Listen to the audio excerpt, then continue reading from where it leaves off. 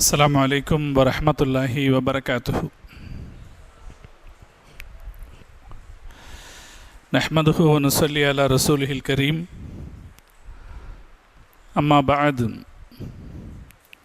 فقد قال الله تعالى في القرآن العظيم والفرقان المجيد: ألا إن أولياء الله لا خوف عليهم ولا هم يحزنون. صدق الله العلي العظيم. سبحان ربك رب العزة عما يصفون وسلام على المرسلين والحمد لله رب العالمين. اللهم صل على سيدنا محمد وعلى آله وأصحابه وسلم. اللهم صل على سيدنا محمد وعلى آله وأصحابه وسلم. اللهم صل على سيدنا محمد وعلى آله وأصحابه وسلم. கண்ணியத்திற்கும் மரியாதைக்கும் உரிய பெரியோர்களே, அருமை மாணவ சகோதரர்களே, பாசத்திற்குரிய தாய்மார்களே,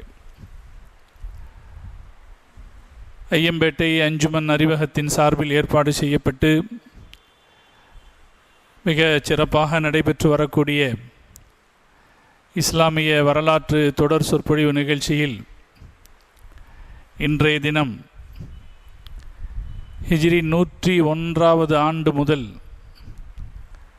132 ஆண்டு வரைக்குமான சுமார் 30 ஆண்டு கால வரலாற்று நிகழ்வுகளை நாம் பார்க்க இருக்கிறோம். இந்த வரலாற்று நிகழ்வில் இஸ்லாமிய முதல் சாம்ராஜ்யமான உமையாக்களுடைய சாம்ராஜ்யத்தினுடைய முடிவையும் நிறைவையும் இன்ஷா அல்லாஹ் நாம் பார்க்க இருக்கிறோம். இந்த 30 ஆண்டு கால வரலாற்றில் 6 மன்னர்கள் வாழ்ந்திருக்கிறார்கள். இவர்களில் ஒருவர் மட்டும் சுமார் 20 ஆண்டு காலம் சக்கரவர்த்தியாக இருந்தவர். இன்னொருவர் 6 ஆண்டு காலம் ஆட்சி செய்தவர். மற்ற எல்லோரும் ஓராண்டு ஈராண்டு, சில பேர் 6 மாதம் ஆட்சியில் இருந்தார்கள். ஒருவர் 2 மாதங்கள் மட்டும் ஆட்சியிலே இருந்தார். இந்த உமையா மன்னர்களுடைய ஆட்சி காலத்தில் வரலாறு பல்வேறுபட்ட விசித்திரங்களையும் வேடிக்கைகளையும் சந்தித்தது. அல்லாஹு ஜல்ல ஜலாலுஹு நாம் கேட்கிற இந்த வரலாற்று தகவல்களை நம் வாழ்க்கைக்கான சிறந்த பாடங்களாக அல்லாஹ் ஆக்கியர் புரிவானாக. இதற்கு முந்தைய உரையிலே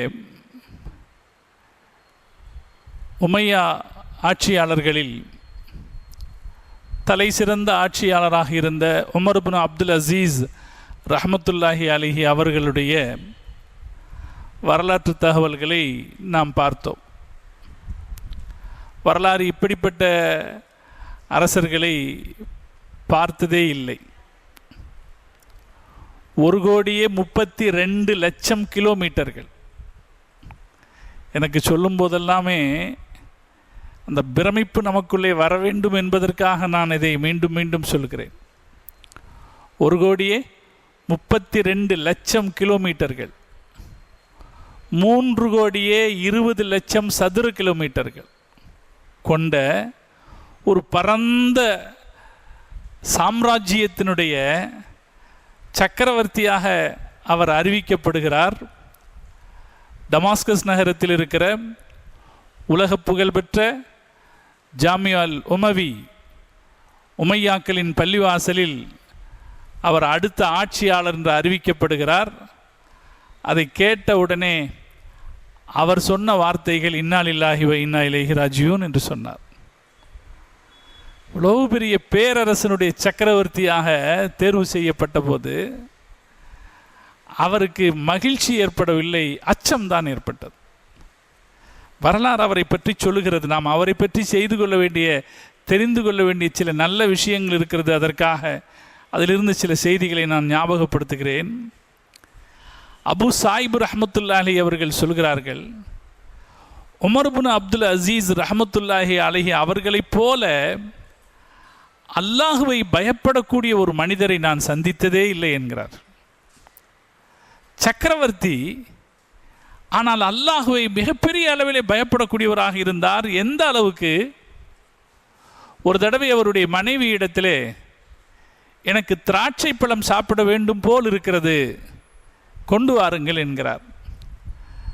அவருடைய மனைவி சீதேவி ஒரு சக்கரவர்த்தியினுடைய மகள், 2 சக்கரவர்த்திகளுடைய சகோதரி ஃபாத்திமா. அந்த அம்மையார் ஏழையாக வாழ்ந்தார். சக்கரவர்த்தியினுடைய மனைவியாக இருந்தபோதும் ஏழையாகவே வாழ்ந்தார். அரசாங்கத்திடமிருந்து அவருக்கு கிடைத்திருந்த, அவருடைய தந்தையிடமிருந்து கிடைத்திருந்த அனைத்து நகைகளையும் அவர் பைத்துல் மாலுக்கு திருப்பி ஒப்படைத்து விட்டார். ஏழையாகவே வாழ்ந்தார். உங்களுக்கு உமர் இப்னு அப்துல் அசீஸ் ரஹ்மத்துல்லாஹி அலைஹி அவர்களுடைய சம்பளம் எவ்வளவு சொல்லட்டுமா? ஒரு நாளைக்கு 2 திர்ஹம்கள். சக்கரவர்த்தி அவருக்கு என்று எடுத்துக்கொண்டது ஒரு நாளைக்கு 2 திர்ஹம்கள். இது கதையல்ல நண்பர்களே, கதையல்ல, வரலாறு, ஆதாரபூர்வமான வரலாறு. இஸ்லாமிய வரலாறுகள் ஆதாரபூர்வமானவை, அந்தந்த காலகட்டத்திலேயே எழுதப்பட்டவைகள். இந்த ஆதாரபூர்வமான வரலாற்றின் அடிப்படையில் உமர் இப்னு அப்துல் அசீஸ் ரஹ்மத்துல்லாஹி அலைஹி அவர்கள் தனக்கென ஒரு நாளைக்கு எடுத்துக்கொண்டது 2 திர்ஹம். அவருடைய மனைவி இடத்துல திராட்சை பழம் சாப்பிடணுன்ற ஆசையை சொல்கிறாங்க. அந்த ஆசையை சொன்னபோது அந்த அம்மையார் சொல்கிறார்கள், இப்போதைக்கு வீட்டில் காசு எதுவும் இல்லை, கடத்தெருவில் திராட்சை விற்கிது, நீங்கள் அரசு கஜானாவிலிருந்து கொஞ்சம் கடன் வாங்கி கொடுத்தீர்கள் என்றால், நாளைக்கு வர வேண்டிய தொகையை இன்று வாங்கி கொடுப்பீர்கள் என்றால் நான் ஓடிப்போய் உங்களுக்கு திராட்சை வாங்கி வருகிறேன் என்று சொன்னபோது உமர் இப்னு அப்துல் அசீஸ் ரஹ்மத்துல்லாஹி அலைஹி சொன்னார்களாம், திராட்சை சாப்பிட வேண்டும் என்கிற ஆசையை நான் என் மனதுக்குள் புதைத்து வைத்துக் கொள்கிறேன். அந்த ஆசையை நான் என் மனசுக்குள்ளே புதைச்சி வச்சுக்கிறேன். நாளை நரக கன்னிகளை சாப்பிடுவதை விட, நரகத்தில் இருக்கிற சங்கிலிகளை சுவைப்பதை விட அது நல்லது என்று சொல்லி திராட்சை பழம் சாப்பிட்ற ஆசையை விட்டுட்டாங்களாம் உமர் இப்னு அப்துல் அசீஸ் ரஹ்மத்துல்லாஹி அலைஹி. எப்படி என்ன ஒரு மன துணிவும் ஒரு தன்னுடைய சுய கௌரவத்தை பற்றிய அழுத்தமான பிடிப்பும் இருந்தால் இப்படி வாழ்ந்திருக்க முடியும். அப்படி வாழ்ந்தார்கள் உமர் இப்னு அப்துல் அசீஸ் ரஹ்மத்துல்லாஹி அலைஹி அவர்கள். அவங்களுக்கு தண்ணி வேண்டுமானால் அவங்க வீட்டிலிருந்து கொண்டு வரப்படும். அரண்மனையிலே அரச சபையிலே உட்கார்ந்திருப்பார். அவருக்கு தண்ணீர் வேண்டுமென்றால் வீட்டிலிருந்து கொண்டு வரப்படும். ஒரு தடவை அவருடைய பணியாளர்கிட்ட கொஞ்சம் குடிக்கிறதுக்கு வெண்ணி கொண்டு வா அப்படின்னு கேட்டிருக்கார். அந்த பணியாளர் அரசர் கேட்குறாரேன்னு அவசரத்தில் அரச தர்பாரில் இருந்த சமையல் கூடத்தில் இருந்த வெந்நீரை கொண்டு வந்து கொடுத்துருக்கிறார். அதை வாங்கி குடித்தவர் கேட்டாராம், எங்கிருந்து தண்ணி கொண்டு வந்தீங்க? இங்கே அரச தர்பாரில் இருக்கிற சமையல் கூடத்தில் இருந்து தண்ணி கொண்டு வந்தேன்னு சொன்னபோது அவருக்கு கிடைச்ச 2 திர்ஹம் சம்பளத்தில் 1 திர்ஹத்தை அந்த வேலைக்காரரிடத்தில் கொடுத்து இதற்கு விறகு வாங்கி கொடுத்து விடு என்று சொன்னாராம். இது உமர் இப்னு அப்துல் அசீஸ் ரஹ்மத்துல்லாஹி அலைஹி அவர்களுடைய வாழ்க்கை. தனக்குன்னு மெய்க்காவலர்களே அவர் வச்சுக்கவே இல்லை. சக்கரவர்த்திங்க அவங்கெல்லாம். ஆனாலும் தனக்குன்னு மெய்க்காவலர்களை வச்சுக்கல. அவர் சொல்லுவாராம், விதியும் மரணமுமே எனது காவலர்கள். இதை சிந்திச்சு பார்த்தா ஆழ்ந்த அர்த்தத்தை உடைய வார்த்தை அது. விதியும் மரணமும் தான் எனது காவலர்கள். அப்படின்னா என்ன அர்த்தம்? விதியில் என்ன இருக்குதோ அது நடக்கும். மரணம் எப்போ வரணுமோ அப்போ தான் வரும். அதை யாரும் எனக்கு முன்னாலேயும் கொண்டு வந்துட முடியாது. அந்த நேரம் வரும்போது என்ன அதை விட்டு யாராலும் காப்பாற்றவும் முடியாது. எனவே விதியும் மரணமுமே எனது காவலர்கள், எனக்கு மெய்க்காவலர்கள் தேவையில்லைன்னு சொல்லி அவருக்கு இருந்த மெய்க்காவலர்களை வேண்டாம்னு சொல்லிட்டாராம். ரொம்ப எளிமையான வாழ்க்கை. நான் கடந்த வாரத்தில் சொன்னேன், அவருடைய அலுவலகத்தில் 2 விளக்கு வச்சிருப்பார். ஒரு விளக்கு அரசு ஆட்சி பணி செய்கிற போது அதை எரித்து விடுவார். அவருடைய சொந்த காரியத்திற்கு என்றால் அதை அணைத்து விட்டு அவருடைய சொந்த அந்த 2 திர்ஹமில் கிடைக்கிற காசுக்கு வாங்கி இருக்கிற எண்ணெயில் எரியக்கூடிய ஒரு விளக்கை தனக்கென்னு தனியாக வச்சிருந்தாராம். இப்படியான ஒரு வாழ்க்கைக்கு சொந்தக்காரராக ஒரு பேரரசர் வாழ்ந்திருக்கிறார் என்பது மிகச்சிறந்த ஒரு வாழ்க்கைக்கான உதாரணம்.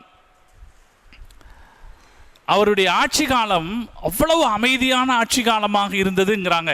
எந்த அளவுக்கு அமைதியான ஆட்சி காலம்னா, வரலாற்று ஆய்வாளர்கள் எழுதுறாங்க, அவருடைய ஆட்சி காலத்தில் ஆடு மேய்க்கக்கூடிய காடுகளில் ஆடு மேய்க்கக்கூடிய இடையர்கள் கேட்பாங்களாம், யாருங்க இப்போ ஆட்சி பண்ணுறா? ஓநாய்கள் ஆடுகளை சாப்பிடாமல் போய் விடுகிறதே, எங்களுடைய ஆடுகளை ஓநாய்கள் வேட்டையாடுவதில்லையே, யார் அப்படி ஆட்சி செய்கிறார் என்று கேட்பார்களாம். மூஸா இப்னு உவைம் சொல்கிறார், ஒரு தடவை கிர்மான் என்கிற பகுதியில் ஆடுகள் மேய்ந்து கொண்டிருந்தன. அந்த ஆடுகளை ஒரு ஓநாய் வேட்டையாடி விட்டது. அப்படி வேட்டையாடிய உடனே அங்கிருந்தவர்கள் அலறினார்களாம், உமர் இப்னு அப்துல் அசீஸ் இறந்து விட்டார் என்று அலறினார்களாம். அப்போ அவருடைய அவர் சிறந்தவராக இருந்த காலத்தில், அவருடைய காலத்தில் நீதி எந்த அளவுக்கு பராமரிக்கப்பட்டதுன்னா, அல்லாஹு தஆலா ஆடுகளுக்கு கூட ஓநாய்களிடமிருந்து பாதுகாப்பு தருகிற அளவுக்கு அவருடைய ஆட்சி இருந்தது என்று அவருடைய ஆட்சியை பற்றி பேசுகிறார்கள். அதே போல ஆட்சிக்கு பொறுப்புக்கு வந்த உடனே அழுதார், தினசரி அழுவாராம். அப்படி அழுகிற போதெல்லாம் அவருடைய மனைவி அவர்கிட்ட கேட்பாங்க, ஏன் இப்படி அழுகிறீங்க? சஜதாவில் விழுந்து அழுதுகிட்டே இருப்பாராம். ஏன் இப்படி அழுகிறீங்கன்னு கேட்கும்போது அவர் சொல்லுவாராம், என்னுடைய நாட்டில் எவ்வளவு மக்கள் இருக்கிறார்கள், எவ்வளவு உடல் ஊனமுற்றவர்கள் இருக்கிறார்கள், எவ்வளவு ஏழைகள் இருக்கிறார்கள், எவ்வளவு வசதியற்றவர்கள் இருக்கிறார்கள். இவர்களெல்லாம் நாளை அல்லாஹ் இடத்தில் என்னிடத்தில் முறையிடுவார்கள் என்றால் நான் என்ன செய்வேன்? இவர்களுக்கு முஹம்மது ரசூலுல்லாஹி ஸல்லல்லாஹு அலைஹி வஸல்லம் அவர்கள் வாதிடக்கூடிய வக்கீலாக இருந்தால் நான் என்ன செய்வேன் என்பதை நினைத்து அழுகிறேன்னு சொல்லுவாங்களாம். அவங்க மனைவி உமர் இப்னு அப்துல் அசீஸ் ரஹ்மத்துல்லாஹி அலைஹி மனைவி சொல்கிறாங்க, என் கணவரை பார்க்கிற போதெல்லாம் அவர் சஜதாவில் விழுந்து அழுபவராகவே நான் பார்த்தேன்னு சொல்கிறாங்க. இப்படி ஒரு வாழ்க்கை உமர் இப்னு அப்துல் அசீஸ் ரஹ்மத்துல்லாஹி அலைஹி அவர்கள் வாழ்ந்தார்கள். அவர்கிட்ட போய் ஒரு தடவை சொன்னாங்க, உங்களுக்கு நிறைய எதிர்ப்பு இருக்குது, அதனால் நீங்கள் சாப்பிட்ற சாப்பாட்டை கொஞ்சம் ஜாக்கிரதையாக சாப்பிடுங்க, வேறு யாரையாவது சாப்பிட சொல்லி அதுக்கப்புறம் நீங்கள் சாப்பிடுங்கன்னு சொன்னாங்களாம். உமர் இப்னு அப்துல் அசீஸ் ரஹ்மத்துல்லாஹி அலைஹி சொல்கிறாங்க, நான் அல்லாஹ்ட்ட மட்டும்தான் கியாமத் நாளில் நான் பாதுகாக்கப்பட வேண்டும் என்று மட்டும்தான் அல்லாஹ் இடத்திலே பாதுகாப்பு தேடுவேனே தவிர வேறு எதை குறித்தும் பாதுகாப்பு தேட மாட்டேன்னு சொன்னார். அப்படி சொன்னவருக்கு சோதனை எதில் வந்துச்சுன்னா, அவருடைய உணவிலே விஷம் வைத்தார்கள். 2.5 வருஷம்தான் ஆட்சி செய்தார் உமர் இப்னு அப்துல் அசீஸ் ரஹ்மத்துல்லாஹி அலைஹி. ஹிஜ்ரி 98 ஹிஜ்ரி 101 வரைக்கும் 2.5 வருஷம்தான் ஆட்சி செய்தார். அந்த 2.5 வருஷம் ஆட்சி உலகத்தின் தலை சிறந்த ஆட்சியாக அமைந்திருந்தது என்பதை நாம் பார்க்கிறோம். அவருக்கு உணவில் விஷம் வச்சாங்க. அந்த உணவை சாப்பிட்டாரு.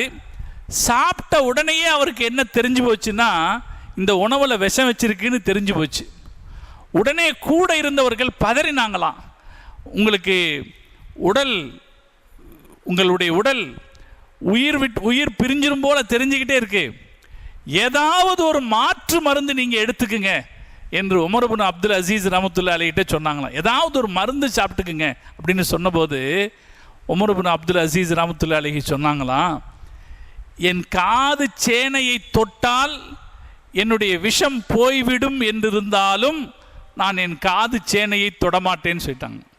எனக்கு இருந்த இந்த காலம் போதும், இத்தனை காலம் நான் ஆட்சியில் இருந்தது போதும், இனியும் நான் இந்த ஆட்சியில் இருந்து இதனுடைய பாவ சுமைகளை நான் சுமந்து கொண்டிருக்க விரும்பலை. அதனாலே இந்த விஷத்தில் எனக்கு விஷம் தடப்பட்டிருக்குதுன்னு தெரியுது, இந்த விஷத்தில் இருந்து நான் மீள விரும்பலை அப்படின்னு சொல்லிட்டு அவரை சுற்றி இருந்தவங்கள்ட்ட எல்லாம் சொன்னாராம், நீங்கள் என்னை விட்டு போயிருங்க, எல்லாரும் என்னை விட்டு எந்திரிச்சு போயிருங்க.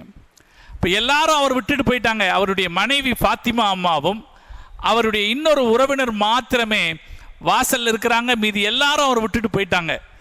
தனிமையிலே இருக்கும்போது அவர் சொன்னாராம், பிஸ்மில்லாஹி பிஸ்மில்லா, இந்த முகங்களை, சில முகங்களை நான் பார்க்கிறேன், மனித முகங்களும் அல்ல, ஜின்னுகளுடைய முகங்களும் அல்ல அப்படின்னு சொல்லிட்டு குரான்ல இருக்கிற ஒரு ஆயத்து, தில்க தாருல் ஆஹிரா நஜ்அலுஹா லில்லதீன லா யுரீதுன உலுவன் ஃபில் அர்து, இந்த பூமியில் ஆதிக்கம் செய்ய விரும்பாதவர்களுக்காக நான் தயார் செய்து வைத்திருக்கிற சொர்க்கம் என்று அல்லாஹ் சொல்லக்கூடிய ஒரு ஆயத்தை ஓதிட்டே மௌத்தா போயிட்டார்.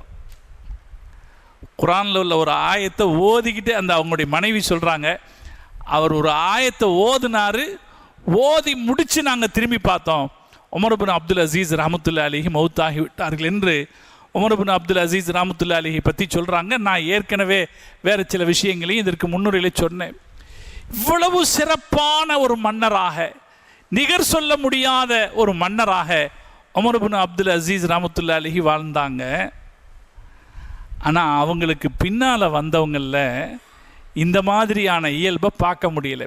வரலாற்றில் ஒரு விசித்திரமான விஷயம், ஒரு நல்ல மன்னருக்கு பிறகு அடுத்து வரக்கூடிய ஆட்சியாளர்கள் எப்படி ஆயிட்டாங்கன்னா, அதீத சுகம் அனுபவிக்கக்கூடிய ஆட்சியாளர்களாக மாறினாங்க. ஏன்னா இயல்பில் அவங்க பேரரசர்கள் அல்லவா, எவ்வளோ பெரிய அரசு அவங்களுடையது, பேரரசர்கள், கணக்கில்லாத காசு பணம், அதிகாரம், உலகமே அவர்களை கண்டு பயப்படக்கூடிய அதிகாரத்தில் இருந்தாங்க.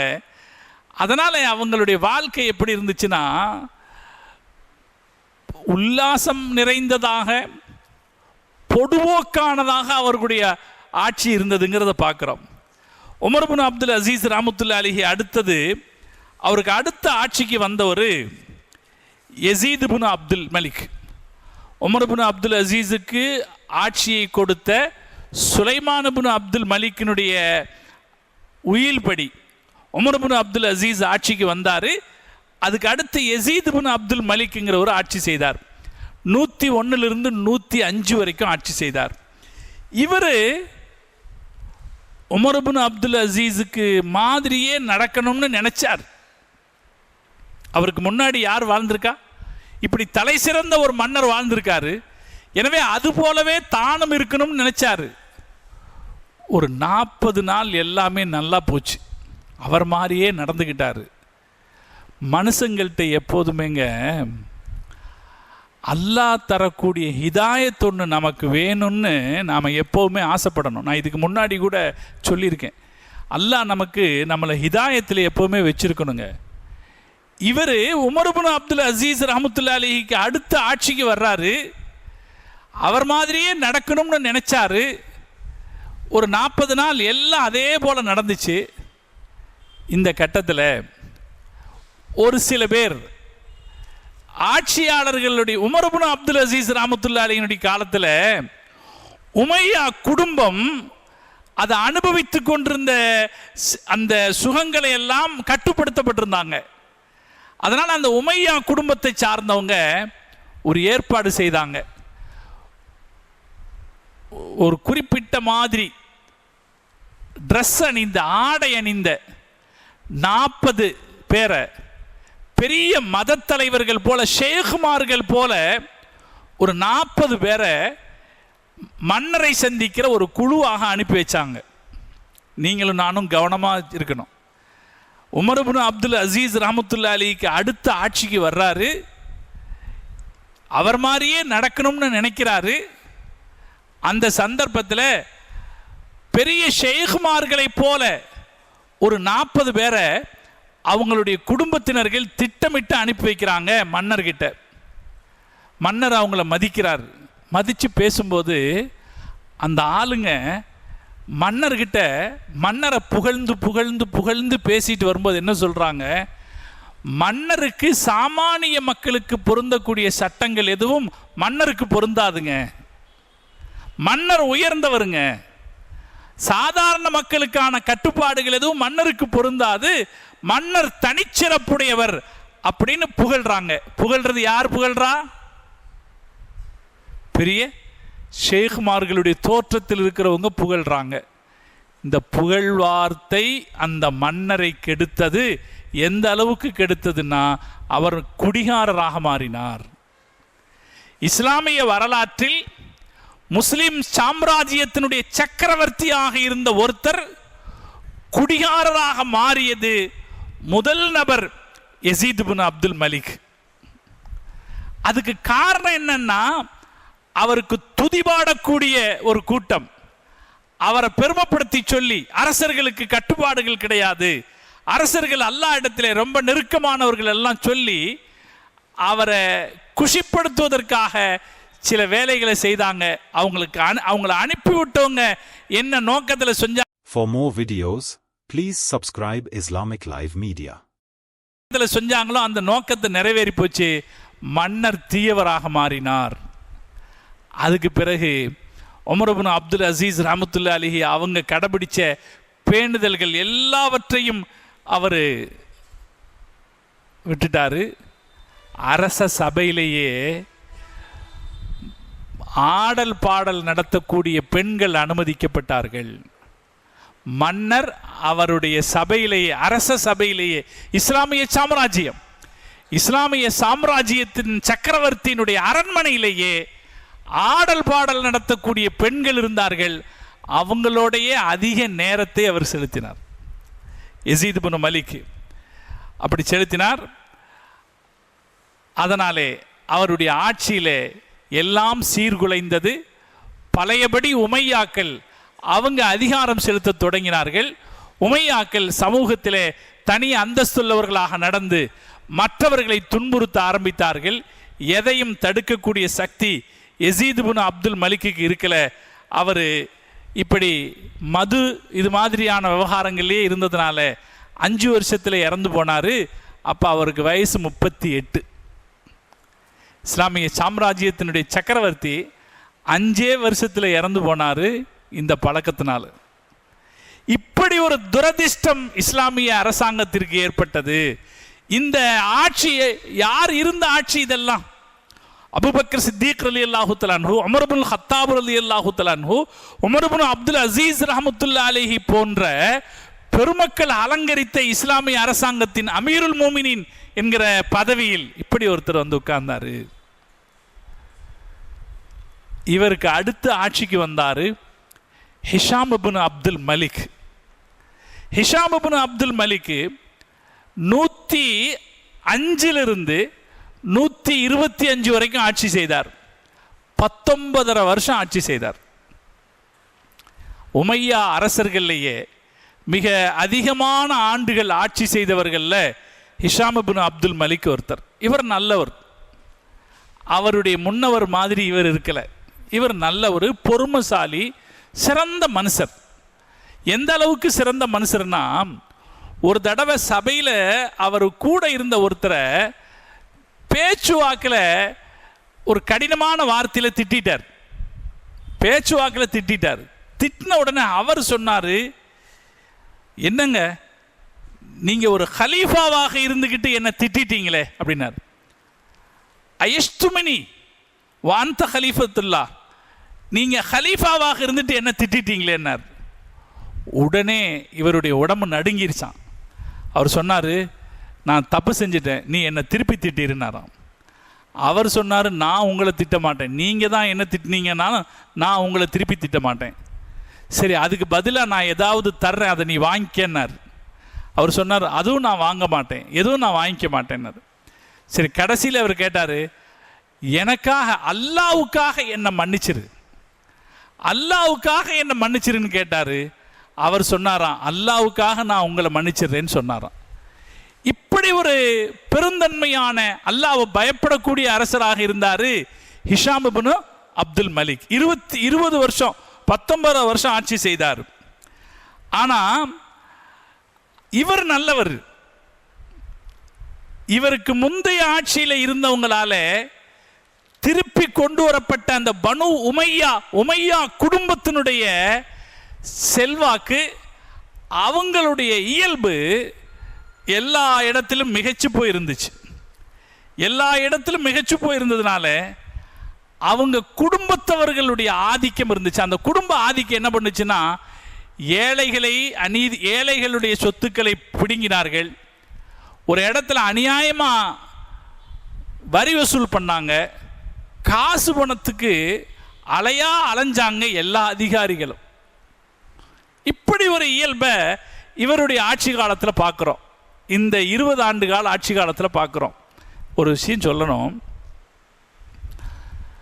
நபி ஸல்லல்லாஹு அலைஹி வஸல்லம் அவங்க ஒருத்தரை இஸ்லாத்துக்கு கொண்டு வர்றதுக்காக எந்த அர்ப்பணிப்பு செய்தாங்க, எவ்வளவு பெரிய அர்ப்பணிப்பு செஞ்சாங்க. ஒரு ஆள் இஸ்லாத்துக்கு வந்தால் போதும்னு நினச்சாங்க. நான் ஒரு உதாரணம் சொல்கிறேன், ரசூலுல்லாஹ்வுடைய காலத்து உதாரணம். நபி ஸல்லல்லாஹு அலைஹி வஸல்லம் அவர்கள் மக்காவை வெற்றி கொண்ட போது எல்லா மக்களையும் மன்னிச்சாங்க. 8 பேரை மட்டும் மன்னிக்க மாட்டேன்ட்டாங்க.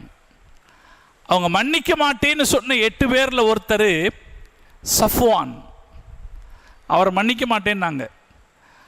ரசூல் ஸல்லல்லாஹு அலைஹி வஸல்லம் அவங்க அவருக்கு மன்னிப்பு கொடுத்தாங்க. 2வது மன்னிப்பு கொடுத்தாங்க.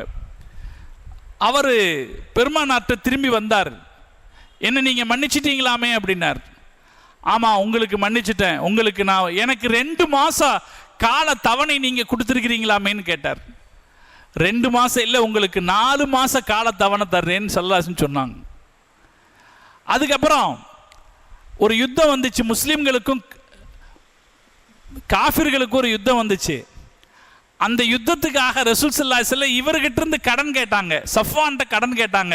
சஃப்வான் பெரிய பணக்காரர், அவர்கிட்ட கடன் கேட்டாங்க. 40,000 திர்ஹம் கடன் கொடுங்கன்னு கேட்டாங்க.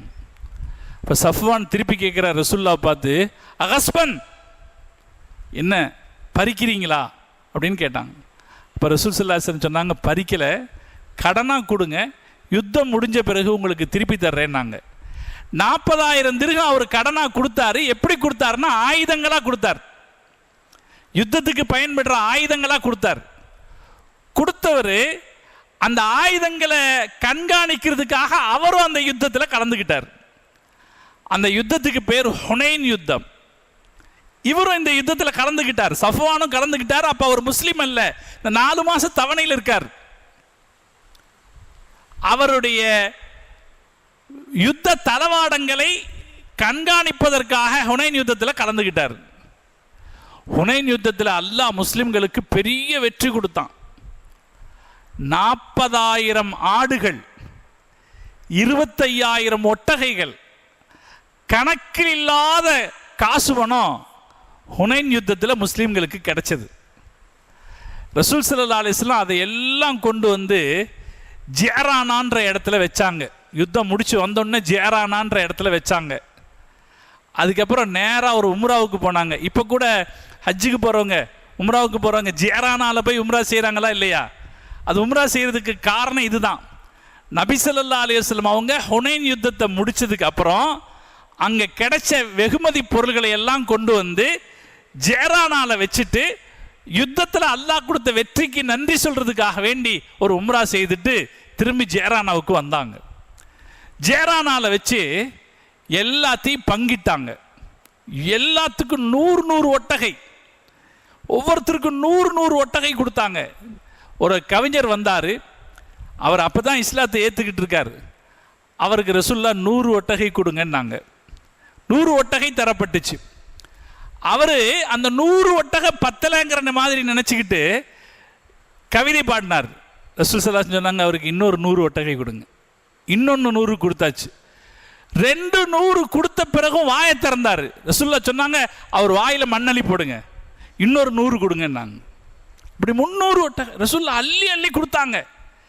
இந்த சஃப்வான் ரசூல் ஸல்லல்லாஹு அலைஹி வஸல்லம் அவர்களுக்கு 40,000 தீனார் கடன் கொடுத்தார், திர்ஹம் கடன் கொடுத்தாரு. இந்த சஃப்வான் அவருக்கு ரசூல் ஸல்லல்லாஹு அலைஹி வஸல்லம் அவர்கள் 300 ஒட்டகைகள் கொடுத்தாங்க. இவர் இவர் யுத்தத்தில் பங்கேற்கிறதுக்காக வரல. அவர் கொடுத்த யுத்த தளவாடங்களை கண்காணிக்கிறதுக்காக வந்திருக்கார். நபி ஸல்லல்லாஹு அலைஹி வஸல்லம் அவங்க அவருக்கு 300 ஒட்டகைகள் கொடுத்தாங்க.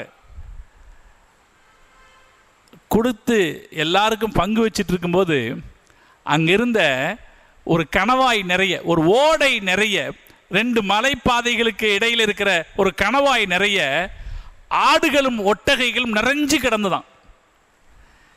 ரசூலுல்லாஹ் எல்லாத்துக்கும் பங்கு வச்சு கொடுக்குறாங்க. இன்னும் மிச்சம் இருக்குது இவ்வளவு ஆடுகள். அப்ப இந்த சஃப்வான் அவருடைய கடைக்கண்ணாலே இப்படி பார்த்தாராம். ஹதீஸ் வருது, நேரா பார்வை திருப்பி பார்த்தாருன்னு கூட இல்லை, கடைக்கண்ணால இப்படி பார்த்தாராம். அங்கே இருக்கிற ஆடுகளை, அந்த மந்தைகளை பார்த்தாராம். ரசூல் ஸல்லல்லாஹு அலைஹி வஸல்லம் அவர் பார்த்து கேட்டாங்க, அத்தஅஜபூன், வேணுமா அப்படின்னு கேட்டாங்க. அப்போ அவர் சொன்னார், கொடுங்க அப்படின்னாரு. நபி ஸல்லல்லாஹு அலைஹி வஸல்லம் சொன்னாங்க, ஹுவ லக, அது மொத்தமும் உனக்குத்தான் சொன்னாங்க. சொன்ன உடனே என்ன நடந்துச்சுன்னா ஆச்சரியம், அதுவரைக்கும் இஸ்லாத்தை ஏற்றுக்கொள்ளாமல் இருந்த சஃப்வான் உடனே சொன்னாரு, அஷ்ஹது அல்லா இலாஹ இல்லல்லாஹ் வ அஷ்ஹது அன்னக ரசூலுல்லாஹ்னு சொல்லி இஸ்லாத்தை ஏற்றுக்கிட்டாராம். இப்போ நபி ஸல்லல்லாஹு அலைஹி வஸல்லம் ஒருத்தருடைய வாயிலிருந்து லா இலாஹ இல்லல்லாஹ் கலிமாவை வாங்குறதுக்கு ஸல்லல்லாஹு அலைஹி வஸல்லம் எவ்வளவு கொடுக்க தயாராக இருந்தாங்க. இதுதான் ரசூல் ஸல்லல்லாஹு அலைஹி வஸல்லம் வாழ்க்கை. இஸ்லாமிய வரலாறு என்ன நடக்குது பாருங்க. ஹிஷாம் இப்னு அப்துல் மலிக்கினுடைய ஆட்சி காலம். இஸ்லாம் பேரளவில் வளர்ந்து ஆர்மீனியா, ஆசர்பைஜானை கடந்து இஸ்லாம் போயிடுச்சு. இந்த பகுதியில் இருக்கிறவங்களுக்கு எல்லாம் இஸ்லாத்தினுடைய கட்டுப்பாட்டுக்குள்ள வந்துட்டாங்க. ஆனால் அவங்களுக்கு இஸ்லாம் தெரியாது. அதனால் இந்த குராசானுக்கு அஷ்ரஸ் அப்படிங்கிறவரை கவர்னராக நியமித்தார் ஹிஷாம். அந்த அஷ்ரஸ் என்ன பண்ணார், இந்த பகுதியில் இருக்கிறவங்களுக்கு இஸ்லாத்தை எடுத்து சொல்கிறதுக்காக வேண்டி ஆளுகளை அனுப்பிச்சி விட்டார். அந்த ஆளுங்க போய் அந்த பகுதியில் இருக்கிறவங்களுக்கு இஸ்லாத்தை எடுத்து சொன்னாங்க. இஸ்லாத்தை எடுத்து சொல்லிக்கிட்டு இருக்கும்போது ஒரு அறிவிப்பு செய்தாங்க. என்னன்னா, முஸ்லீம் ஆகிட்டா ஜிஸியா கட்ட வேண்டியதில்லை. முஸ்லீமாக இல்லாட்டி அரசாங்கம் பாதுகாக்கிறதுக்காக ஒரு ஜிஸியா கட்டணும். முஸ்லீம் ஆகிட்டா ஜிஸியா கட்ட வேண்டியதில்லை அப்படின்னு ஒரு அனௌன்ஸ் பண்ணாங்க. அனௌன்ஸ் பண்ண உடனே அந்த ஆர்மீனியா, ஆசர்பைஜான் பகுதியில் இருந்த மக்கள் எல்லோரும் இஸ்லாத்தை ஏற்றுக்கொண்டார்கள். எல்லாரும் இஸ்லாத்தை ஏற்றுக்கிட்டாங்களாம். ஏற்றுக்கிட்ட உடனே இது யாருக்கு கஷ்டமாக இருக்குதுன்னா, அரசாங்கத்தினுடைய நிதி பொறுப்பில் இருப்பாரா இல்லையா, அவர் அஷ்ரஸ், கவர்னர் அஷ்ரஸுக்கு சொல்கிறாரு, என்னப்பா எல்லாரும் முஸ்லீம் ஆயிட்டாங்க, இப்போ அரசாங்கத்துக்கு வரி கட்டக்கூடிய ஆளுகை யாருமே இல்லையே, அல் ஹராஜு கதின் கசர், வரியெல்லாம் நின்று போச்சேங்கிறார். எதை பற்றி கவலைப்படுறாங்க பாருங்க. இவ்வளவு பேர் முஸ்லீமாக இருக்கிறாங்க, அதை பற்றி இல்லாமல் வரியெல்லாம் நின்று போச்சேன்னு கவலைப்படுறாங்க. இதுவரைக்கும் மக்களை இஸ்லாத்துக்கு அழைக்கிற பணியில் தூண்டிக்கிட்டு இருந்த இந்த அஷ்ரஸ் உடனடியாக அவருடைய ஆட்களுக்கு உத்தரவு போடுறாரு, இந்த பாருங்க, நிறைய பேர் இஸ்லாத்துக்கு வந்திருக்காங்க, இவங்கெல்லாம் இஸ்லாத்துக்காகவே இஸ்லாத்துக்கு வந்தாங்களான்னு தெரியாது, அதனால நீ அவங்கள சோதனை பண்ணு. இவங்க வெறும் லா இலாஹ இல்லல்லாஹ் சொன்னா மட்டும் பத்தாது, ஹத்னா பண்ணிட்டாங்களான்னு சோதனை பண்ணு. முஸ்லீம் ஆயிட்டோன்னு இவ்வளோ பேர் சொல்கிறாங்க, இவர் என்ன செய்ய சொல்றார், ஹத்னா பண்ணிட்டாங்களான்னு சோதனை பண்ணு. இகாமுஸ்ஸலா, தொழுகையை கரெக்டாக தொழுகிறாங்களான்னு சோதனை பண்ணு. யாருக்கு குர்ஆனுடைய ஒரு சூறாவாவது தெரியுமான்னு சோதனை பண்ணு.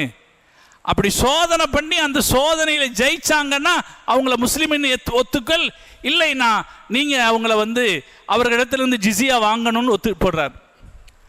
அதற்கு பிறகு என்ன நடக்குதுன்னா, முஸ்லிமாக மாறிவிட்டவர்களிடத்திலேயே ஜிஸியா வசூலிக்கிறார்கள்.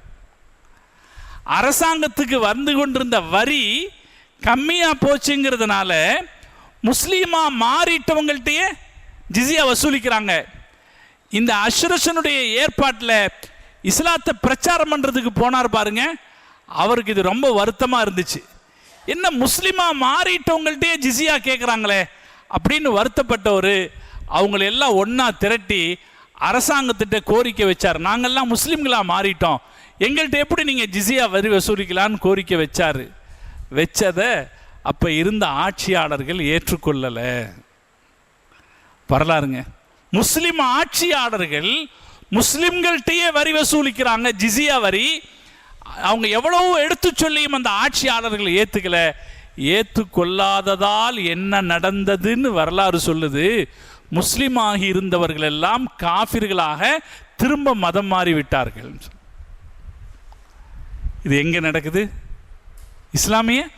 இஸ்லாமிய ஆட்சியில், முஸ்லிம்களுடைய ஆட்சியில் வரிக்காசுக்காக முஸ்லிம்களாக இருந்தவர்கள் மதம் மாறக்கூடிய ஒரு நிர்பந்தத்தை அந்த காலகட்டத்தின் சூழ்நிலை ஏற்படுத்தி இருந்ததுங்கிறத, உமையாக்களுடைய ஆட்சி காலத்தில் காசு பணம் பறிக்கிறதுல இருந்த அந்த வேகம், கடுமை எந்த அளவுக்கு இருந்ததுங்கிறதுக்கு ஒரு உதாரணமாக எடுத்து சொல்றாங்க. நபி ஸல்லல்லாஹு அலைஹி வஸல்லம் அவங்க எல்லாத்தையும் கொடுத்து லா இலாஹ இல்லல்லாஹ் வாங்கினாங்க.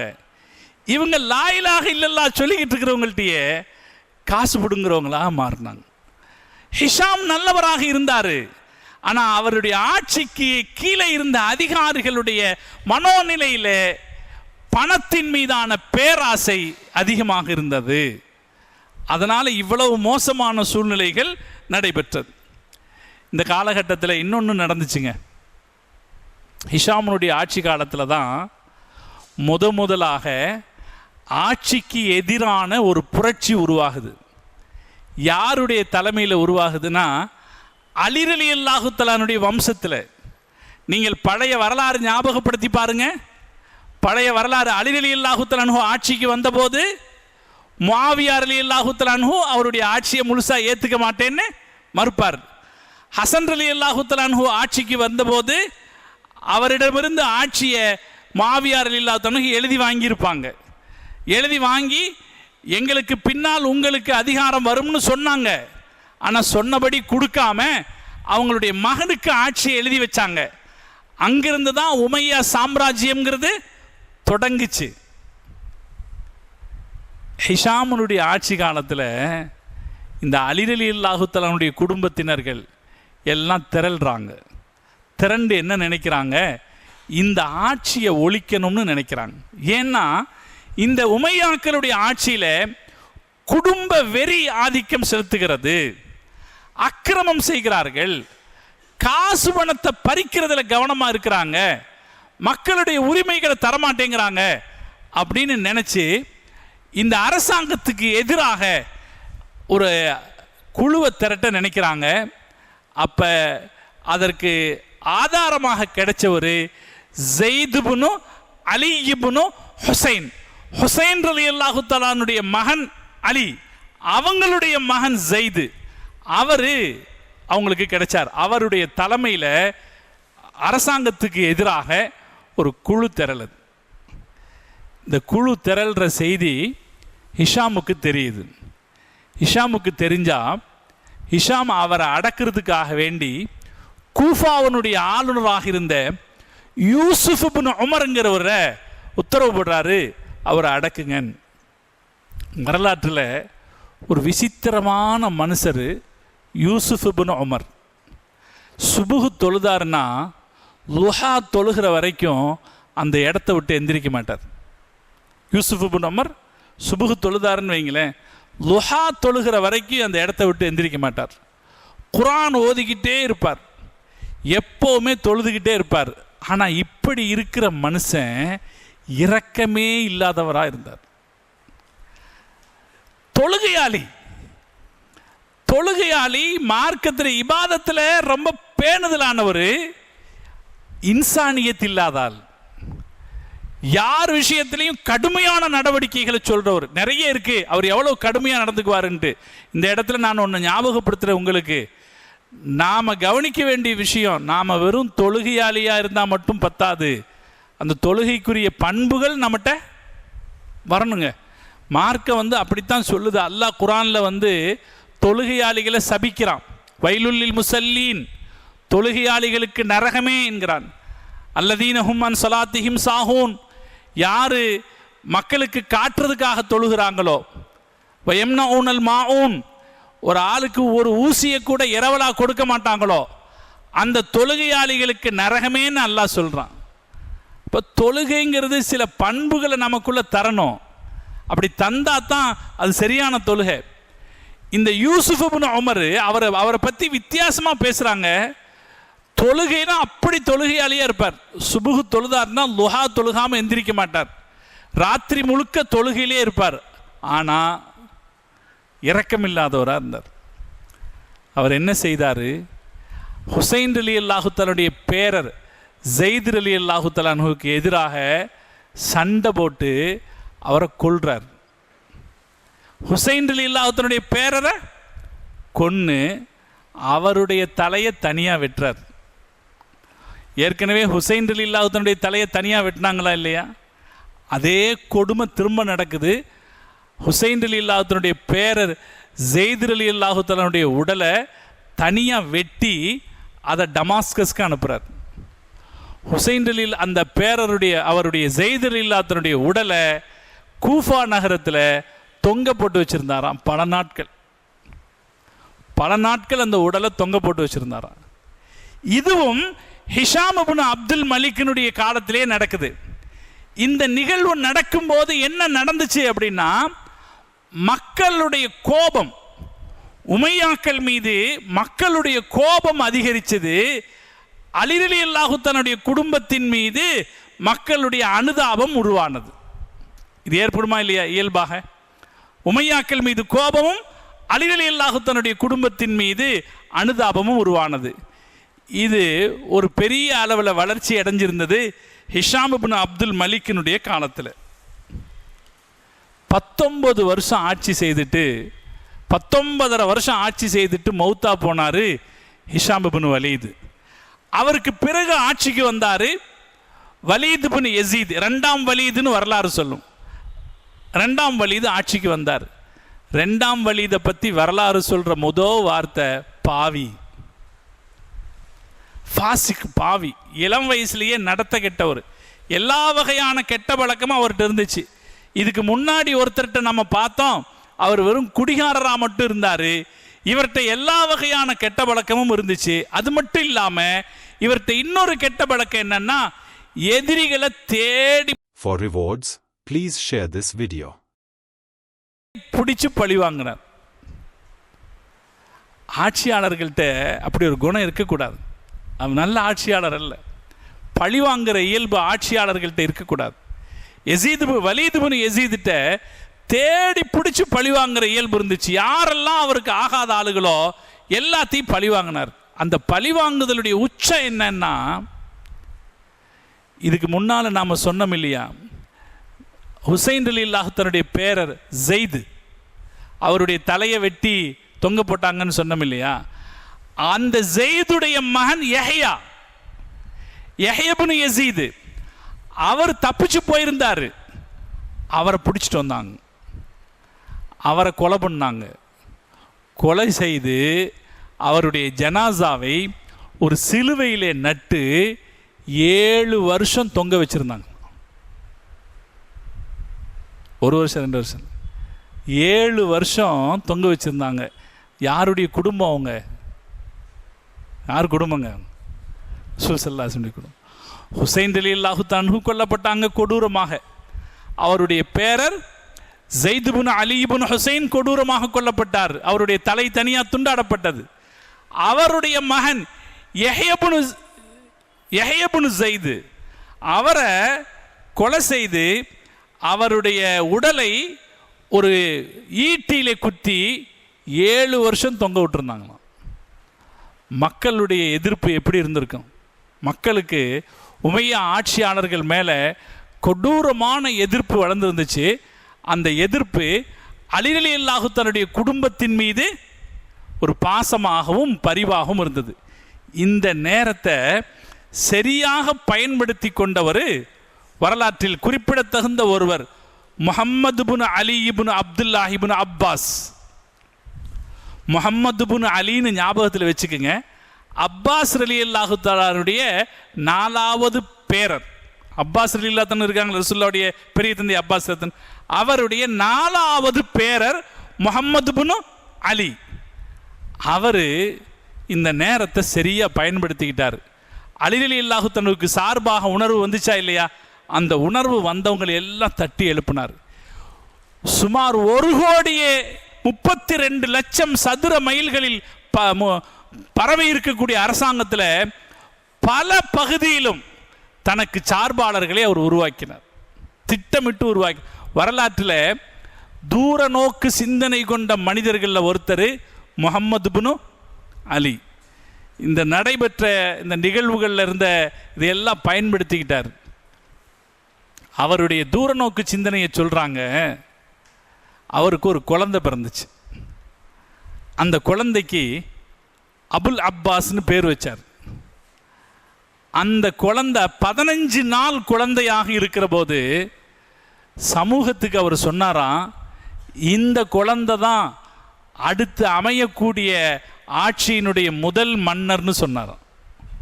குழந்தை 15 நாள் குழந்தையாக இருக்கும்போது முஹம்மது இப்னு அலி சொன்னாராம், தூர சிந்தனையோடு செயல்பட்ட மனிதர்களில் ஒருவர் முஹம்மது இப்னு அலி. உமையாக்களுடைய ஆட்சி நடந்து கொண்டிருக்கிற போது அந்த ஆட்சியினுடைய அவலங்களை பார்த்து, அக்கிரமங்களை பார்த்து இந்த ஆட்சிக்கு முடிவுக்கு கொண்டு வந்தாக வேண்டும் என்று சிந்தித்து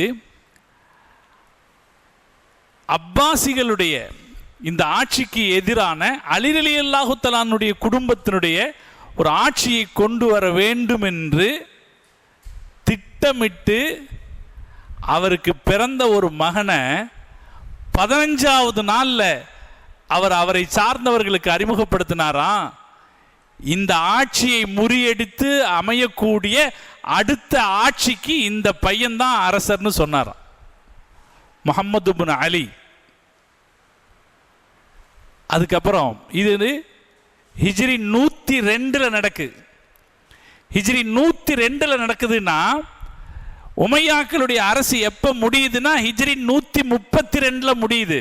அப்படின்னா 32 வருஷத்துக்கு முன்னாடியே, ஒரு ஆட்சி முடிவுக்கு வருவதற்கு 32 வருஷத்துக்கு முன்னாடியே ஒரு 15 மாச குழந்தையை சுட்டி காட்டி, இந்த குழந்தை தான் அடுத்து அமையக்கூடிய பேரரசாங்கத்தினுடைய சக்கரவர்த்தின்னு சொல்றார்.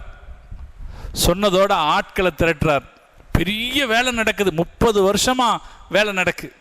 கொஞ்சம் கொஞ்சமா இந்த அலி ரலியல்லாஹு தஆலாவுடைய குடும்பத்தினர்கள், அப்பாஸ் ரலியல்லாஹு தஆலாவுடைய குடும்பத்தினர்கள் 2 பேருமாக சேர்ந்து அரசாங்கத்துக்கு எதிராக ஆட்களை திரட்டி வைக்கிறாங்க. நாட்டினுடைய எல்லா பகுதியிலும் அவங்க இருக்கிறாங்க.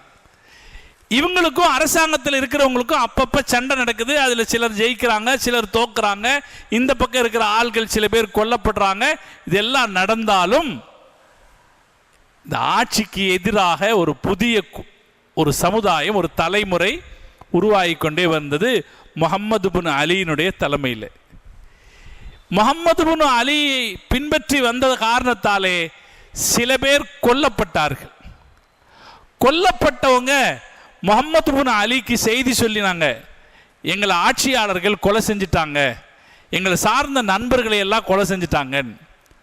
அப்போ முஹம்மது இப்னு அலி சொல்றாரு, நாம் ஜெயிச்சுட்டு வர்றோங்கிறதுக்கு அடையாளம் இது, நீங்களும் கொல்லப்படுவதற்கு தயாராக இருங்கள்.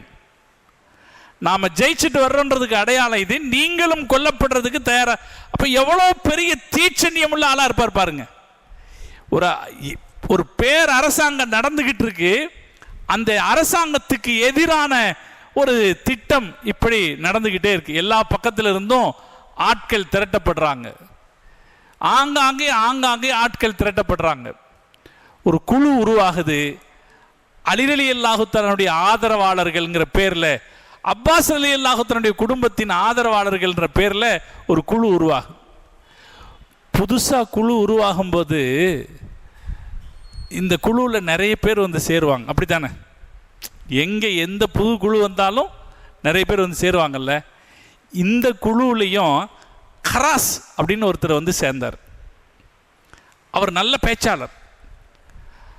அவர் உமையாக்களுடைய ஆட்சியில் இருந்துகிட்டே இந்த அலி ரலியல்லாஹு தஆலாவுடைய, அப்பாஸ் ரலியல்லாஹு தஆலாவுடைய குடும்பத்தினுடைய ஆட்சியை கொண்டு வரணும், அவங்கள பாதுகாக்கணும் அப்படின்னு பிரச்சாரம் பண்றார். பிரச்சாரம் பண்ணி என்ன பிரச்சாரம் பண்ணிட்டாரு, தொழுகிறத விட பெரிய கடமை அலி ரலியல்லாஹு தஆலா ஆதரிக்கிறது, நோன்பு வைக்கிறத விட பெரிய கடமை அலி ரலியல்லாஹு தஆலா ஆதரிக்கிறது அப்படின்னு பிரச்சாரம் பண்ண ஆரம்பிச்சிட்டாராம். அல்லாஹ் காப்பாத்தினா பாருங்க. இவர் இந்த பிரச்சாரம் பண்றத தலைமை பொறுப்பில் இருந்த முஹம்மது பின் அலி விரும்பல, இது தவறுன்னு சொன்னார். இந்த கோஷ்டி மனப்பான்மை வரும்போது மக்கள்கிட்ட என்ன வந்துரும்னா, அவங்க என்ன கோஷ்டியில் இருக்கிறாங்களோ அந்த கோஷ்டியினுடைய கருத்தை வலியுறுத்துறதுக்காக என்ன வேணாலும் பேச ஆரம்பிப்பாங்க. எச்சரிக்கையா இருந்தார் முஹம்மது பின் அலி. அப்படி எச்சரிக்கையா இருந்து இவர் மாதிரியான ஆளுகளை தள்ளி விட்டார். இவர் சரியான ஆள் அல்லன்னு தள்ளி விட்டார். அப்போ ஒரு எச்சரிக்கையான ஒரு எதிர்ப்பணி உள்ள உருவாகிக்கிட்டே இருக்குது இந்த ஹிஷாமுனுடைய ஆட்சி காலத்தில். இந்த நிலையில தான் என்ன நடக்குது, அலி ரலியல்லாஹு தஆலாவுடைய ஹுசைன் ரலியல்லாஹு தஆலாவுடைய பேரக்குழந்தை ஸைத் கொல்லப்படுறார். அவருடைய உடலை கட்டி தொங்க விடுகிறார்கள். அவருடைய மகன் யஹ்யா இப்னு ஸைதை கொலை செய்து 7 வருஷம் அவருடைய உடலை பொது இடத்தில் தொங்க விடுறாங்க. அது அப்படியே அழுகி நாற்றம் எடுத்து வெறும் எலும்பு கூடாக தொங்குகிற அளவுக்கு அது அப்படியே தொங்க விடுறாங்க. இது எல்லாமே இவர்களுக்கு சாதகமான ஒரு சூழ்நிலையை ஏற்படுத்துகிறது. இந்த நிலையில வலீத் இப்னு யஸீத் ஆட்சியில் இருந்தவர் கொஞ்ச நாள்ல இறந்து போனார். அவர் 1 வருஷம் 3 மாசத்துல இறந்து போனார். இறந்து போனதுக்கு அடுத்து ஆட்சிக்கு வந்தாரு யஸீத் இப்னு வலீத். அவர் ஒரு 5 மாசம் தான் ஆட்சியில் இருந்தார். அவரால் பெரிதாக எதையும் செய்ய முடியல. கொஞ்ச நாள் தான் ஆட்சியில் இருந்தார். அவர் 35 வயசுல அவர் மௌத்தா போனார். அவருக்கு அடுத்து ஆட்சிக்கு வந்தார் இப்ராஹிம் இப்னு வலீத். இப்ராஹிம் இப்னு வலீத் 2 மாசம் தான் ஆட்சியில் இருந்தார். அவரால் ஆட்சியில் நிலைக்க முடியல. அவருடைய அரசாங்கத்தை எதிர்த்து போராடினார் அவங்க குடும்பத்தை சார்ந்த மர்வான் இப்னு முஹம்மது. அவரை எதிர்த்து போராடினாரு. மர்வான் இப்னு முஹம்மதை தாக்கு பிடிக்க முடியாம 2 மாசத்துல இப்ராஹிம் ஆட்சியை மர்வான் இப்னு முஹம்மதுட்ட கொடுத்துட்டு ஆட்சியை விட்டு போயிட்டார். நீங்க உமையா அரசர்கள்னு பட்டியல் தேடும்போது நான் உங்களுக்கு 14 பேர்னு மொத்த பட்டியல் கொடுத்தேன். நீங்க சில நேரங்களில் வரலாற்றில் படிச்சு பார்த்தீங்கன்னா உமையா அரசர்கள் 13 பேர்னு வரும். அப்படின்னா என்ன அர்த்தம், இந்த 2 மாசம் ஆட்சியில் இருந்த இப்ராஹிம் இப்னு வலீதை சிலர் கணக்கிலே எடுத்துக்கலன்னு அர்த்தம். அவரையும் கணக்கில் எடுத்துக்கொண்டால் 14 பேர், கணக்கில் எடுத்துக்கலன்னா 13 பேர். இப்ராஹிம் இப்னு வலீத் 2 மாசம் தான் ஆட்சியில் இருந்தார். அவருக்கு அடுத்த ஆட்சிக்கு வந்தார் மர்வான் இப்னு முஹம்மது. இவர் உமையாக்களுடைய அரசாங்கத்தில் ஒரு பகுதியினுடைய ஆளுநராக இருந்தவர்.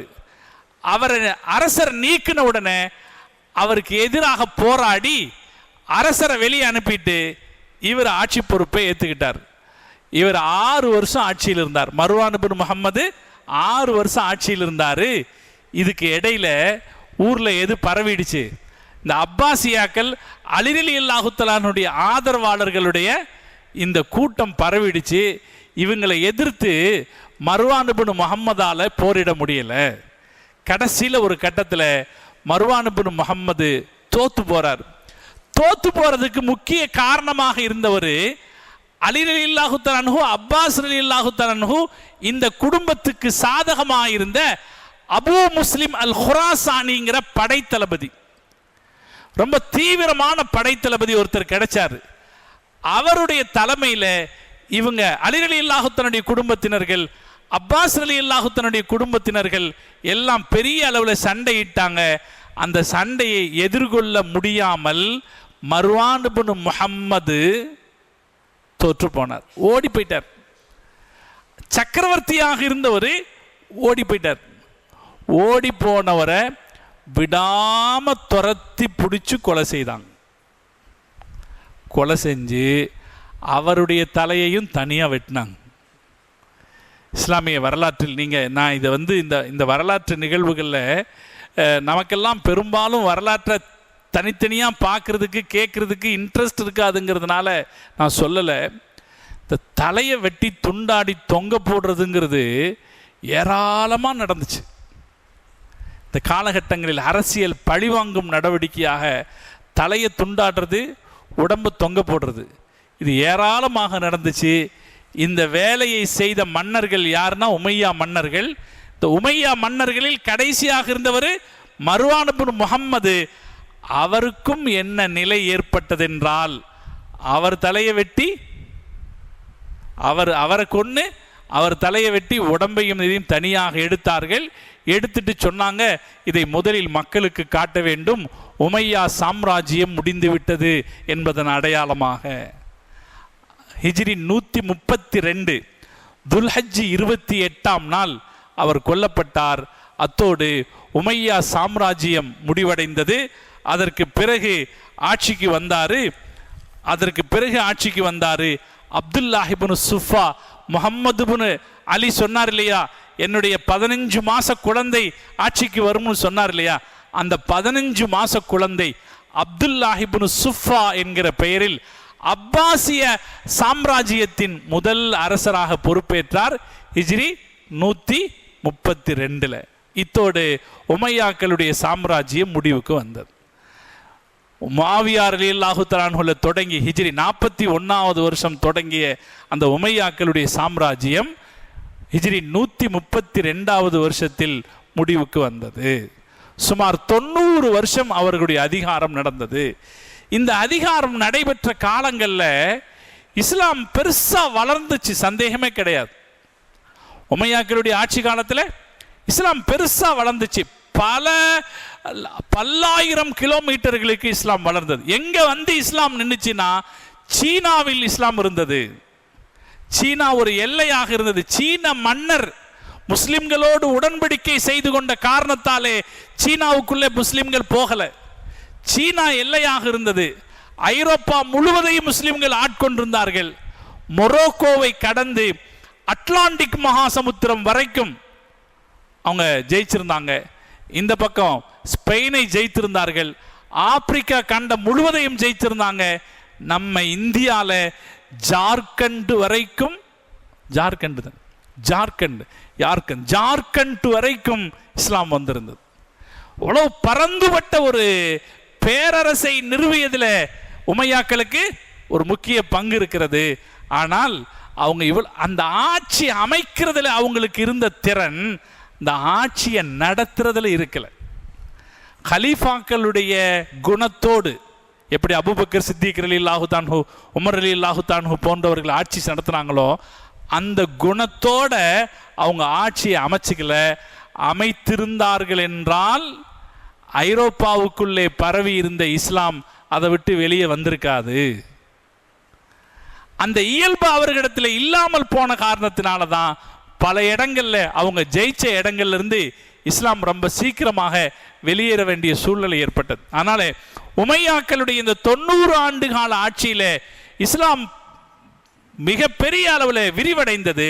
ஆனால் அந்த ஆட்சியில என்ன இருக்கல? ஹலீஃபாக்களுடைய குண இயல்புகள் இருக்கல. விரல் விட்டு எண்ணக்கூடிய சில பேர் இருந்தார்கள்.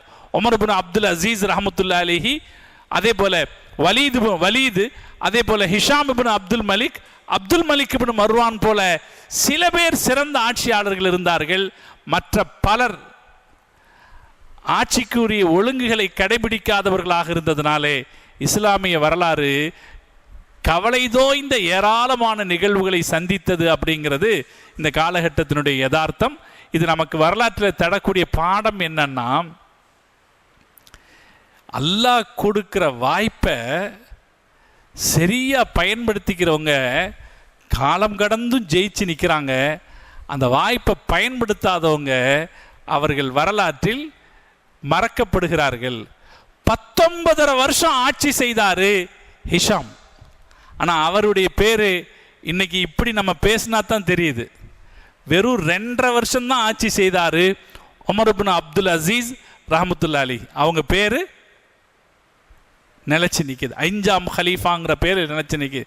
எனவே காலம் எவ்வளவு நமக்கு கிடைக்குதோ அந்த கிடைக்கிற காலத்தில் நாம் செய்யக்கூடிய நல்ல காரியங்கள் நம்மை காலம் கடந்தும் வாழ வைக்கும் அப்படிங்கிறதுக்கு இந்த வரலாறுகள் ஒரு உதாரணம் என்பதை நாம் இந்த கட்டத்தில் தெரிந்து கொள்ள வேண்டும். இந்த கட்டத்தில் இஸ்லாமிய வரலாற்றில் நிறைய பெருமக்கள் தோன்றினார்கள். அப்படி தோன்றிய பெருமக்களில் ஒருத்தர் தான் அபு ஹனீஃபா ரஹமத்துல்லாஹி அலைஹி. நம்ம இப்போ 132 வரைக்கும் வரலாறு பார்த்துருக்கோம். 132 வரைக்கும் பார்த்துருக்கோமா இல்லையா? அபு ஹனீஃபா ரஹமத்துல்லா அலைஹி ஹிஜ்ரி 80 தோன்றினார். 80 தோன்றி 150 இறந்தாங்க. இதே காலகட்டத்தில் தோன்றிய ஒரு பெருந்தகை தான் இமாம் மாலிக் ரஹமத்துல்லா அலைஹி. அவர் ஹிஜ்ரி 94 பிறந்தார். நம்ம இப்போ 132 வரைக்கும் பார்த்துருமா இல்லையா? அவர் ஹிஜ்ரி 94 பிறந்தார். இந்த 2 பெருமக்களும் இந்த அரசியல் சதுரங்க விளையாட்டுக்கள் நடைபெற்று கொண்ட காலத்தில் தான் இவங்கெல்லாம் பிறந்தாங்க. இதில் இடையில வந்தார் இல்லையா அலி ரலியல்லாஹு தன்னுடைய குடும்பத்தை சார்ந்த ஸைத் இப்னு அலி, அவருக்கு இமாம் அபு ஹனீஃபா ரஹமத்துல்லாஹி அலைஹி அவர்கள் ஆதரவாக இருந்தார்கள்னு வரலாற்று தகவல்கள் கிடைக்கிறது. எனவே நாம இதுவரைக்கும் இந்த மன்னர்களுடைய வரலாறு பார்த்துருக்கோம். இத்தனை வருஷமோ இத்தனை நாட்களாக உமையா ஹிலாஃபத்தினுடைய இந்த 14 மன்னர்களுடைய வரலாற்றை நம்ம வரிசையாக நாம் பார்த்துருக்குறோம். இன்ஷா அல்லாஹ் அடுத்த 2 வாரங்களில் இந்த காலகட்டத்தில் வாழ்ந்த தலை சிறந்த மனிதர்களாக இருக்கிற இமாம் அபு ஹனீஃபா ரஹமத்துல்லாஹி அலைஹி, இமாம் மாலிக் ரஹமத்துல்லாஹி அலைஹி இவங்களுடைய வரலாற்றை இனி வரக்கூடிய வாரங்களில் நாம் தனித்தனியாக பார்ப்போம். அல்லாஹ் தௌஃபீக் செய்வானாக. நான் உங்கள்கிட்ட இந்த வரலாறு பேசும்போது நீங்கள் கொஞ்சம் கவனமாக தான் இருக்கணும். இது எப்படி இருக்காது, ஒரு பயான் மாதிரி ரொம்ப கற்பனையெல்லாம் கலந்து நம்ம என்ன செய்ய முடியாது, பேச முடியாது. ஆனால் இந்த வரலாறுகள் நாம் நினைவில் வைக்கவே, இப்படியெல்லாம் இஸ்லாமிய வரலாற்றில் நடந்திருக்கிறது, இப்படியெல்லாம் இந்தந்த சிரமங்களையெல்லாம் நாம் கடந்துதான் வந்திருக்கிறோம்ங்கிறத நாம் நினைவில் வைத்துக்கொள்ளும். அல்லாஹ் தௌஃபீக் செய்வானாக. எந்த வரலாற்றை நாம் படித்தோமோ, அந்த வரலாற்றை எந்த வார்த்தைகளை நாம் செவிமடுத்தோமோ அவற்றை அல்லாஹ் நமக்கு ஒரு இல்ம நாஃபியாக பயனுள்ள இல்மாக அல்லாஹ் ஆக்கியல் புரிவானாக. நாம் படித்தவற்றையிலிருந்து பயன்படுத்தி கொள்ளக்கூடிய தௌஃபீக்கை அல்லாஹ் நம் அனைவருக்கும் தந்தல் புரிவானாக என்று துஆ செய்து நிறைகிறேன். வஆகிரு தஅவானா அல்ஹம்துலில்லாஹி ரப்பில் ஆலமீன். அஸ்ஸலாமு அலைக்கும் வரஹ்மத்துல்லாஹி வபரகாத்துஹு. طلع البدر علينا من ثنيات الوداع وجب الشكر علينا ما دعا لله داعي صلى الله على محمد صلى الله عليه وسلم صلى الله على محمد يا ربي صل وسلم